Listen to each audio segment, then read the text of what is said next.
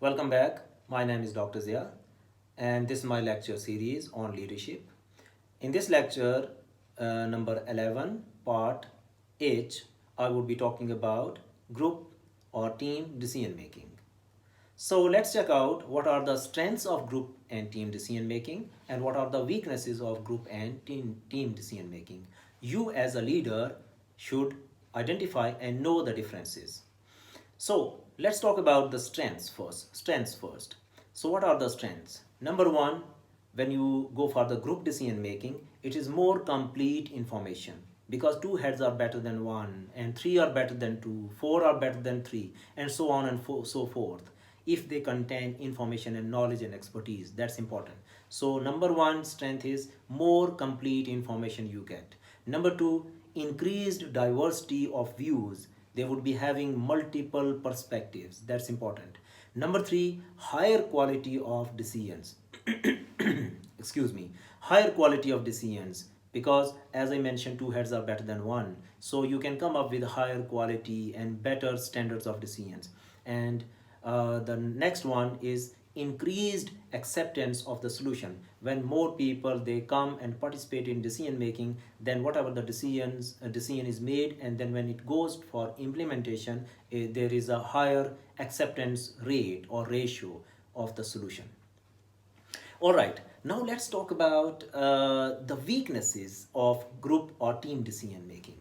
Do you think that there are some weaknesses of group or team decision making? If so, please comment below. Let me see what do you think of. All right, so weaknesses of group decision making or team decision making. Number one, it definitely, you will say, it consumes a lot of time. Yes, you are right. So more time consuming because everybody wants to now give you input of his or her own. So it's more time consuming. Remember that if you are going to make decision in a quick manner and you don't have time, then group decision making is not recommendable. Number two, increased pressure to conform with the group. So individual identity is it becomes submissive in the values of the group or the team. That's important.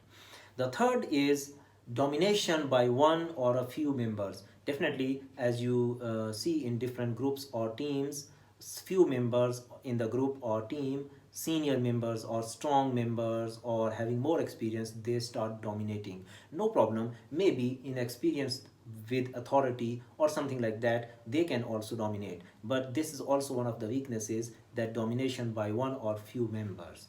And next one I would share with you is that ambiguous responsibility. So nobody is ready to take the responsibility.